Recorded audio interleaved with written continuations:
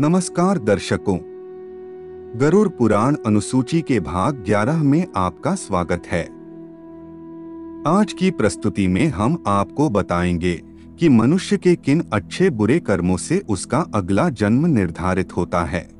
इस जन्म में मनुष्य योनि मिलने का अर्थ यह नहीं कि अगला जन्म भी मनुष्य योनि में मिलेगा, क्योंकि जीवन, मरण और अगला जन्म सब कुछ कर्मों के आधार पर ही तय होता है। परंतु कई बार बुरे कार्य करने वाले व्यक्ति यह सोचते हैं कि कोई उन्हें देख नहीं रहा है। इसी आधार पर कई बार लोग दूसरों को हानि पहुंचाते हैं। इनके परिणाम जाने बिना ही वह प्राणी अपराध पर अपराध करता रहता है। यह अपराध कौन से हैं और इनके क्या क्या परिणाम हो सकते हैं, यह सब आप इस वीडियो में जानेंगे। कृपया वीडियो को शेयर करें और चैनल को सब्सक्राइब करें। अधिक समय न लेते हुए आरंभ करते हैं।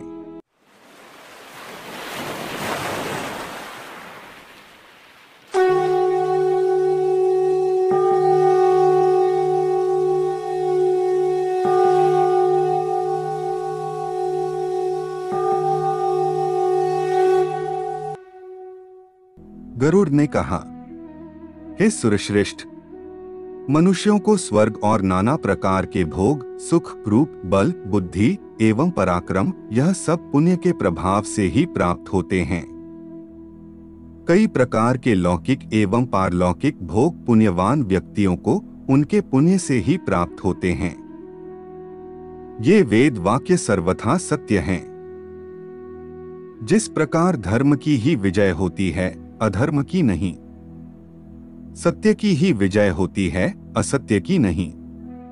क्षमा की ही विजय होती है, क्रोध की नहीं। उसी प्रकार विष्णु ही विजय प्राप्त करते हैं, असुर नहीं। धर्मो जयति ना धर्मः, सत्यं जयति नानृतम्। क्षमा जयति न क्रोधो, विष्णुर्जयति नासुरः। उसी प्रकार मैंने सत्य रूप से यह जाना है कि सुकृति से ही कल्याण होता है। जिसका पुण्य जितना उत्कृष्ट है, वह मनुष्य उतना ही श्रेष्ठ है। जिस प्रकार पापी जन्म लेते हैं, जिस कर्मफल के अनुसार जीव जिस भोग का भागी होता है, वह जिन जिन योनियों को जिस रूप में प्राप्त करता है, जैसा उसका रूप होता है, वह सब मैं सुनना चाहता हूँ। हे देव, संक्षेप में आप मेरी इस इच्छित बात को बताने की कृपा करें। भगवान बोले कि हे कश्यप पुत्र गरुड़, शुभाशुभ फलों के भोग के अंत में जिन लक्षणों से युक्त होकर मनुष्य इस लोक में उत्पन्न होते हैं, उनको तुम मुझसे सुनो। हे पक्ष श्रेष्ठ, इस लोक में आत्मज्ञानियों का शासक गुरु है, दुरात्माओं का शासक राजा है और गुप्त रूप से पाप करने वाले प्राणियों का शासक सूर्यपुत्र यम है। गुरुरात्मवता शास्ता राजा, शास्ता दुरात्मना। यह प्रच्छन्न पापानाम शास्ता वैवस्वतो यमः। अपने पापों का प्रायश्चित न किए जाने पर उन्हें अनेक प्रकार के नरक प्राप्त होते हैं। वहां की यातनाओं को भोगकर प्राणी मृत्यु लोक में जन्म लेते हैं। मानव योनि में जन्म लेकर वे अपने पूर्व पापों के जिन चिन्हों से युक्त रहते हैं, मैं उन लक्षणों को तुम्हें बता रहा हूँ। सभी पापी यमराज के घर पहुंचकर नाना प्रकार के कष्ट सहन करते हैं। जब उन यातनाओं से उन्हें मुक्ति प्राप्त होती है, तो उनके पापों का उस प्राणी के शरीर पर चिन्हांकन होता है। उन्हीं चिन्हों से संयुक्त होकर वे पुनः इस पृथ्वी लोक में जन्म लेते हैं। जो झूठा व्यक्ति होता है, वह हकलाकर बोलने वाला, गाय के विषय में झूठ बोलने वाला गूंगा, स्वर्णचोर नीच एवं बड़े बड़े नाखूनों वाला और गुरु पत्नी गामी चर्मरोगी होता है, तथा पापियों से संबंध रखने वाला निम्नयोनि में जन्म लेता है, और दान न देने वाला दरिद्र और आमंत्रक भोजन करने वाला कौआ होता है। बिना परीक्षण किए हुए भोजन को ग्रहण करने वाले निर्जन वन में व्याघ्र बनते हैं। अन्य प्राणियों को बहुत क्रोध से बोलने वाले पापी बिलार की योनि में जन्म लेते हैं। कक्ष को जलाने वाले जुगनू बनते हैं। पात्र को विद्या न देने वाला बैल की योनि में जाता है। इसके अतिरिक्त ब्राह्मण को बासी अन्न देने वाला कुत्ते की योनि में जाता है। दूसरे से ईर्ष्या और पुस्तक की चोरी करने वाला जन्म से अंधा होता है। फलों की चोरी करने से मनुष्य की संतान की मृत्यु हो जाती है।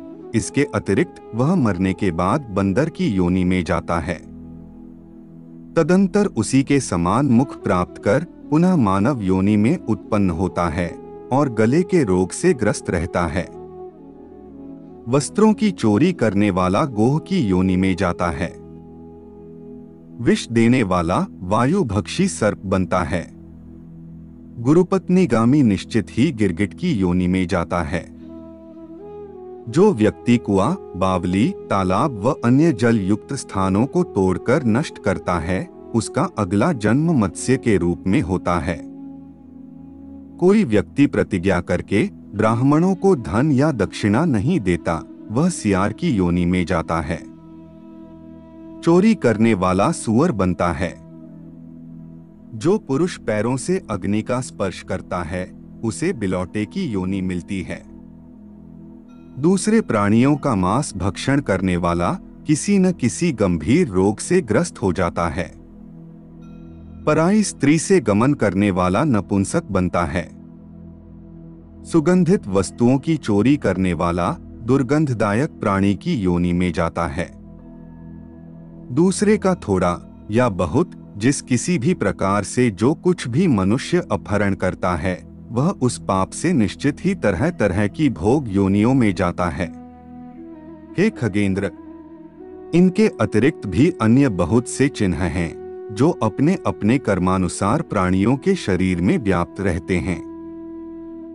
ऐसा पापी क्रमशः नाना प्रकार के नरकों का भोग करके किए गए कर्म फल के अनुसार इन योनियों में जन्म लेता है। उसके बाद मृत्यु होने पर जब तक शुभ और अशुभ कर्म समाप्त नहीं हो जाते, तब तक वह सभी योनियों में सैकड़ों बार उसका जन्म होता है। इसमें कोई संदेह नहीं है। हे गरुड़, देव और मानव योनि में जो दान तथा भोगादि की क्रियाएं दिखाई देती हैं, वे सब कर्मों के अनुसार मिलने वाला फल हैं। घोर अकर्म से और काम क्रोध के द्वारा अर्जित जो अशुभ पाप हैं, उनसे नरक प्राप्त होता है तथा वहां से जीव का उद्धार नहीं होता। आज के लिए केवल इतना ही। अब हमारी भेंट गरुड़ पुराण के एक और नए भाग के साथ होगी। तब तक के लिए जय जय श्री राम।